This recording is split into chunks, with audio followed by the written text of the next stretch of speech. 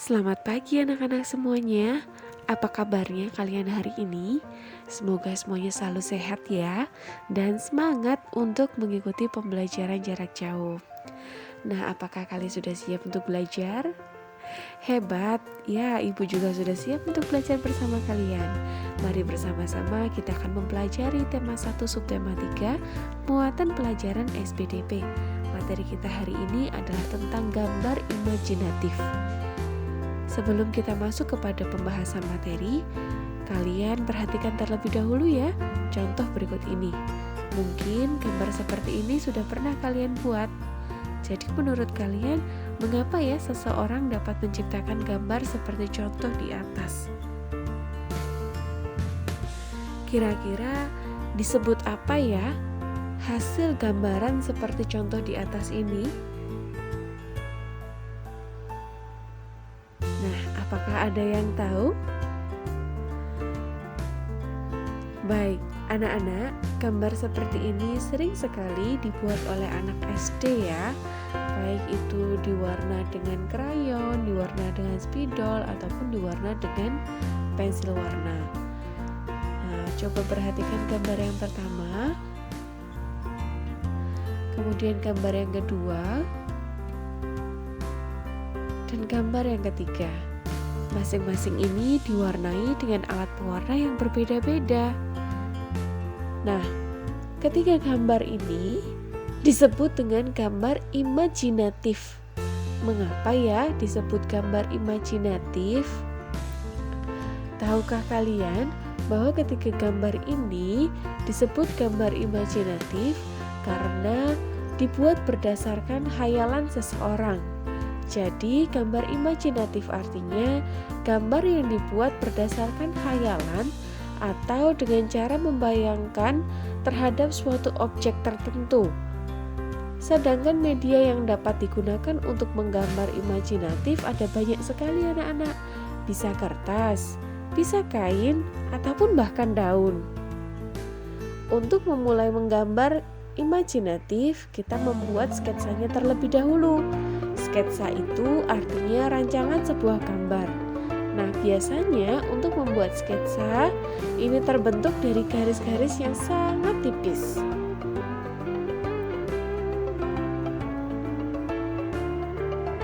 Baik, sebelum kita mempelajari tentang langkah-langkah membuat gambar imajinatif, kita mengenal sketsa terlebih dahulu ya. Sketsa tadi merupakan rancangan sebuah gambar. Nah, sketsa ini biasanya terbentuk dari garis-garis yang tipis. Ada banyak sekali garis yang kita buat untuk membuat sketsa. Ada garis lurus, ada garis lengkung, ada garis zigzag, garis spiral, dan garis gelombang. Coba perhatikan, inilah yang disebut dengan sketsa awal. Hasil sketsa yang hanya terbentuk dari garis. Kemudian diperhalus. Dan inilah hasil sketsa yang sudah diwarnai. Apakah kalian bisa membuat sketsa seperti ini? Nanti kalian bisa coba di rumah ya. Lalu, langkah-langkah menggambar imajinatif antara lain, tentunya kita harus mempersiapkan dulu alat dan bahan seperti buku gambar atau kertas. Media gambarnya harus kita persiapkan terlebih dahulu ya. Kemudian alat tulis seperti pensil, penghapus, penggaris, dan kemudian alat pewarna. Sedangkan langkah-langkahnya kita bayangkan terlebih dahulu benda atau sesuatu yang ingin digambar. Buat sketsa dari benda yang kita bayangkan tersebut. Kemudian sketsanya kita perhalus dan kita pertajam dengan cara menebali. Jika sudah, langkah terakhir adalah mewarnai gambar tersebut atau mewarnai sketsa tersebut.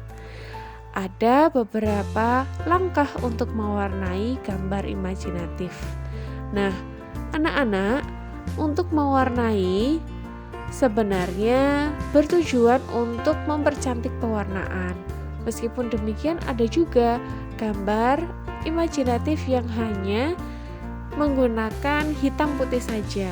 Sebenarnya dengan mewarnai gambar ini bisa membuat gambaran tersebut lebih menarik ya, dengan warna-warni yang mencolok. Adapun jenis pewarna yang digunakan bisa bermacam-macam, pensil warna, spidol, ataupun krayon. Nah, setiap alat pewarna ini memiliki kelebihan dan kekurangannya masing-masing. Mari kita mengetahui bagaimana ciri atau kelebihan dan kekurangan dari mewarnai dengan spidol. Kalian pasti sudah pernah ya mewarnai dengan spidol. Hasil warnanya tebal, namun cenderung sedikit basah. Nah, karena tebal dan cenderung sedikit basah, maka seringkali membuat kertas mudah rusak dan sobek. Kemudian, jika kita mewarnai dengan spidol, maka hasil warna yang dihasilkan membuat warna ini tembus dan akhirnya sulit dihapus. Berikut ini adalah salah satu contoh hasil gambar imajinatif yang diwarnai dengan spidol. Menarik ya, tapi warnanya memang cenderung basah dan pastinya akan tembus. Lalu bagaimana dengan mewarnai menggunakan pensil warna? Ya tentu saja hasil goresannya akan jauh lebih halus. Selain lebih halus, pensil warna ini hasil warnanya akan terlihat sangat tipis anak-anak. Dan juga kertas tidak mudah kotor, tapi juga gampang rusak. Karena seringkali pensil warna ini bisa dihapus. Jika kita tidak cocok dengan warna yang dihasilkan, kita bisa menghapusnya dengan penghapus karet. Nah, itu yang menyebabkan kertas kita gampang rusak. Hasil pewarnaannya tidak bisa merata dan tidak tebal karena hanya pensil biasa. Coba kalian perhatikan hasil pewarnaan gambar imajinatif menggunakan pensil warna tadi. Tipis sekali ya jika dibandingkan dengan hasil yang menggunakan spidol. Sekarang kita mempelajari tentang mewarnai dengan menggunakan krayon.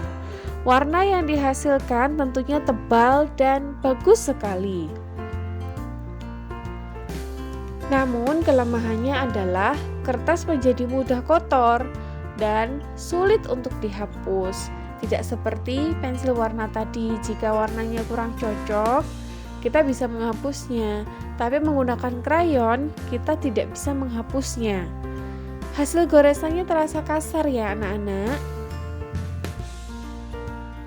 Dan untuk menghasilkan pewarnaan yang bagus atau sesuai dengan aslinya, diperlukan pewarnaan yang berulang-ulang hingga pewarnaan ini merata. Warnanya jika menggunakan krayon bisa kita campur-campur, sehingga perlu diwarna berulang-ulang. Berikut ini adalah contoh hasil mewarnai dengan krayon. Bagus sekali ya, warnanya bisa dicampur-campur dan terlihat sangat mencolok. Untuk tugas hari ini dapat kalian akses melalui Google Classroom. Selamat mengerjakan tugas, Tuhan memberkati.